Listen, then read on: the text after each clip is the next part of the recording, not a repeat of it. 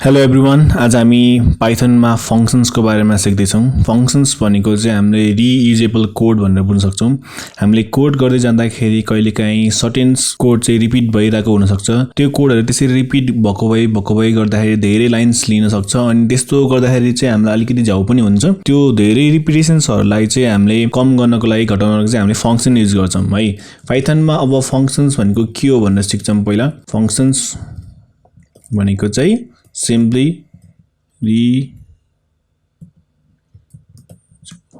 Code. Example को लागि एउटा सानो सम गर्ने कोड फंक्शन हामीले एउटा सानो सम गर्ने प्रोग्राम बनाऊँ है। एक्जाम्पल को लागि a = सर्टेन एउटा नम्बर राखे मैले 12 राखे अथवा b = 13 राखे अनि सम = a + b गरे। अब यसमा चाहिँ एउटा सम प्रिन्ट गर्यौं हामीले। फेरि यो त एउटा प्रोग्राम मात्र, फेरि सेम टाइपको प्रोग्राम गर्दाखेरि अर्को c = 1 1 अनि d = 1 2 गऱ्यौं अनि फेरि सम c + d गऱ्यौं, प्रिन्ट सम गऱ्यौं।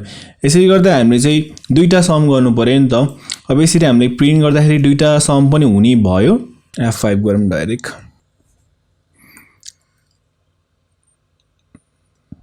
यसरी हामीले दुईटा रिजल्ट देख्न सक्यौं। तर हामीले प्रोग्राम गर्दाखेरि यस्तो धेरै रिपिट यो सेम टाइपको कोड रिपिट भइरहेको छ। यस्तो कोड रिपिट नगर्न अलिकति क्लीन गर्नको लागि चाहिँ हामीले फंक्शन युज गर्छौं। फंक्शन गर्नको लागि चाहिँ हामीले रिजर्भ कीवर्ड df युज गर्छौं। यो चाहिँ कीवर्ड हो अनि त्यसपछि फंक्शनको नाम जे नाम राख्न मन लाग्यो त्यही राख्ने। त्यसपछि फंक्शनको नेम हुन्छ। यो सम मैले फंक्शन राखेँ अनि त्यसपछि प्यारामिटर हुन्छ। प्यारामिटर चाहिँ हामीले डाइरेक्ट आफै हाल्न नि मिल्यो अनि सेमिकोलन। त्यसपछि के गर्ने त्यसमा अब हाम्रो त रिजल्ट = a + b गर्यौं अनि यसैमा प्रिन्ट पनि गर्दियौं न त। प्रिन्ट res रिजल्ट गरे। अब यो फंक्शन डिफाइन गरिसकेपछि यसलाई कल गरेपछि मात्र रिजल्ट आउँछ। यतिकै रन गर्दाखेरि हामीले कहिले पनि रिजल्ट देख्दैनौं। म एकचोटी रन गर्छु, केही पनि हामीले आउटपुटमा केही पनि देखेको छैनौं। यो रिजल्ट आउनको लागि कल गर्नको लागि चाहिँ जहिले नि फंक्शनको नेम अनि अब a र b चाहिँ प्यारामिटर हो। यसमा चाहिँ हामीले भ्यालु दिनुपर्छ 2, 3 गरे भनेको a = 2 3 b = 3 भयो। अब मैले यसलाई रन गरे भने रिजल्टमा के आउनु पर्यो, जोडेर 5 आउनु पर्यो है त। आयो 5 आएको छ।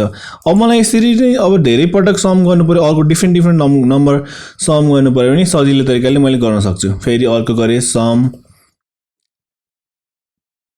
मैले तीनटा सम एकैचोटी गरे। त्यति धेरै चाहिँ डिफरेन्ट भेरिएबल डिफाइन गर्दै फेरि डिफरेन्ट त्यसलाई जोड्दै प्रिन्ट गर्दै गर्नु परेन। मैले चाहिँ सिम्पली सम मात्र फंक्शन नेम युज मात्र गरेर यसलाई मैले के गर्न सक्छु। अब F5 गरे मैले, हेर त रिजल्ट 5 7 9। अब मैले जति पटक यो कोड यो भित्र भएको यो कोड मैले जति पटक रियुज गर्न मन लाग्छ त्यति नै पटक मैले युज गर्न सक्छु। यसरी चाहिँ हामीले सर्टेन ब्लक अफ कोड चाहिँ रिपिटेडली युज गर्नको लागि चाहिँ हेल्प हुन्छ। फंक्शनको काम चाहिँ यसरी नै युज हुन्छ है। अनि अर्को कुरा, यो फंक्शन्स डिफाइन गर्ने बेलामा जहिले अब अर्को चाहिँ एउटा प्रोडक्ट मैले अहिले मेरो फंक्शनको नेम प्रोडक्ट भयो अनि a, b गरे अनि सेमिकोलन अनि यहाँ रिटर्न भन्ने हुन्छ। रिटर्न भनेको चाहिँ यसले रिटर्न गर्ने। के रिटर्न गर्छ यो फंक्शनलाई कल गर्यो भने अभियसली के भयो त। अब यो प्रोडक्ट a * b को प्रोडक्ट यसले के गर्ने भयो, रिटर्न गर्ने भयो। अब रिटर्न गरेर जति जे भ्यालु आउँछ त्यो अर्को भेरिएबलमा हामीले अर्को भेरिएबलमा पनि फेरि असाइन गर्न सक्छौं। c = प्रोडक्ट 2, 3 4 गरे। ल 4 गरे भने 4 * 2 कति भयो 8। यो फंक्शनले 8 रिटर्न गर्छ भनेको मतलब यहाँ 8 रिटर्न गर्छ। यो आएको 8 चाहिँ कहाँ गएर बस्छ, c मा गएर बस्छ। अब मैले प्रिन्ट c गरे भने लास्टमा हाम्रो 8 आउनु पर्छ है त। एकचोटी चेक गरौँ।